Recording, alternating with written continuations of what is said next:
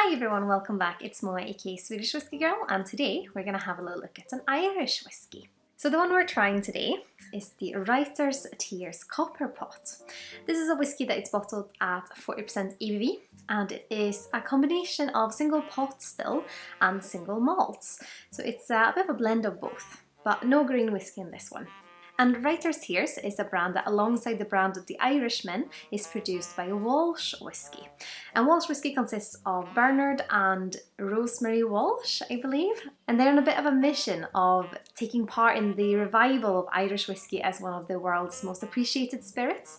And they do so by recreating some old recipes from the 19th century. So very intriguing. And this is actually the first whiskey I'm gonna try that is from them. So this Writer's Tears is kind of their base expression. They also have others that have influence of, for example, cognac casks or sherry casks. And this one has been solely matured in American oak ex-bourbon casks. And it's non-peated and triple distilled. So it sounds like quite a nice Irish whiskey. So I can't wait to try it. And we'll start by having a look on the nose, of course.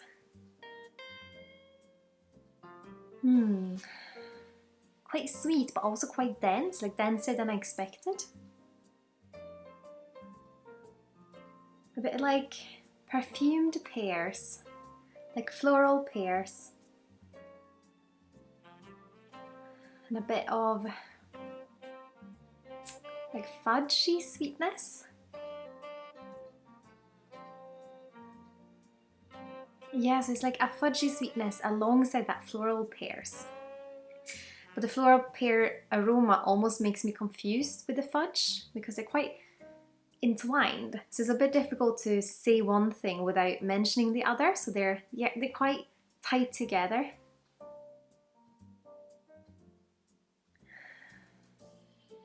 A little bit like a fresh forest as well. Like a bit piney, I would say. But still quite golden and a little bit heavier than I anticipated, considering it's triple distilled and also has the influence of those ex-bourbon casks. Interesting.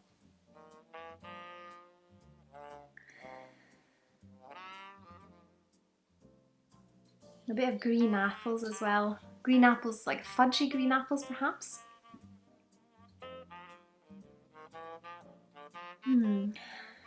But let's have a little taste. Slàinte.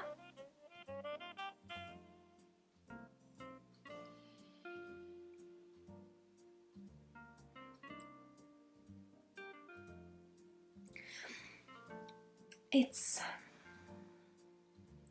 quite easygoing. And it has this kind of, I don't know how to describe this because it's gonna sound a bit weird. It has like a metallic fruitiness to it. Yeah, so like, it's that same kind of thing that if you eat ice cream or whatever with a spoon, and as soon as you actually taste the spoon when you eat the food without thinking about it, so you get this kind of metallic note to it. So it's like you were eating fruits with that metal spoon, because it's just like a metal edge on the fruitiness, which is really nice, which I believe might be that pot still influence. But it's, I mean, still quite dense on the palate, but easygoing, like it's not sharp at all.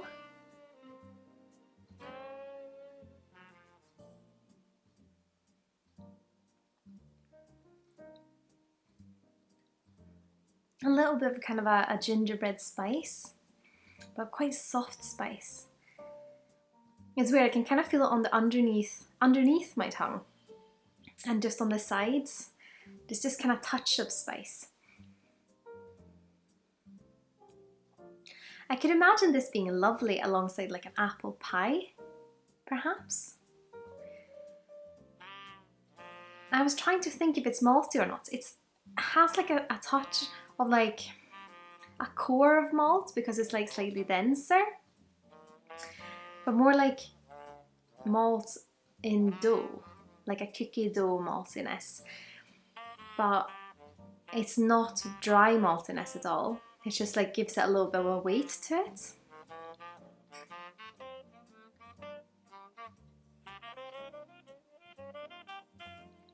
and still that kind of green apple-ness. Probably more green apple than pears on the palate for me. But yeah, that kind of metallic green apples alongside that kind of cookie dough maltiness. And by cookie dough maltiness, I kind of mean if you have a malty flour and you make a cookie dough, you still can taste the flour even though you might think of more of the sweetness or kind of the spices in the cookie dough, but it's still there.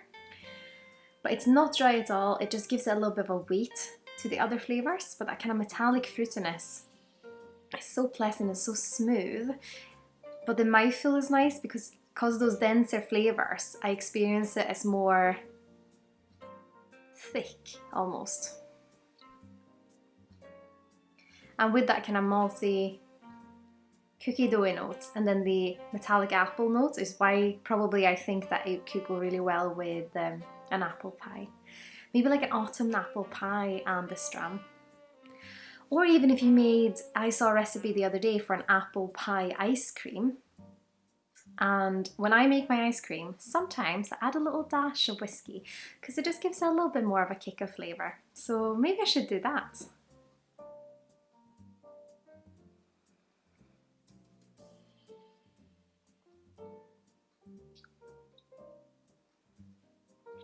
It's still quite fresh. Even though it's dense, it still has a freshness to it because of that fruitiness.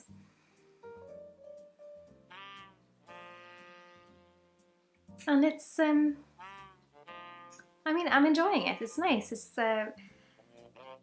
because it doesn't have any sharp edges, it's quite easy to like, I think. But it still has a denseness that I'm really enjoying. And it's, I think the character of the whiskey suits the American oak casks, the ex-bourbon casks really well.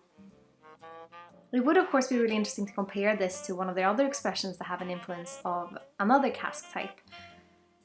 But for me this sits very nicely where it is. It's, I think also if you're starting out with whiskey, this might be an interesting one for you to try. It almost has like a citrus note to it. Like in the fresh notes, it almost like it has a touch of like a sour, a fruity sour just touch, and it's the sour note that makes it feel so fresh, but it's like a sour fruitiness, so it's not an unpleasant sour note.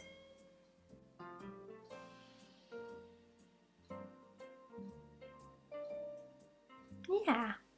I would of course love to hear what you think. Have you tried the writer's tears, or have you perhaps tried another of their expressions? I would of course love to hear what you thought. And of course, if you like what I'm doing here on YouTube and my other social channels, I'd be absolutely over the moon if you consider using my affiliate links the next time you're shopping with either the Whiskey Exchange, Master of Malt, or the Scotch Malt Whisky Society. All the information is of course in the description here below, as well as links to my other channels, my website, my Patreon, my Teespring shop, and my Instagram if you're curious about that. As always, a massive thank you to my wonderful supporters on Patreon. I'm so grateful you want to continue to support me on my whiskey journey. But I hope you've all had an absolutely wonderful day. Slán Skål.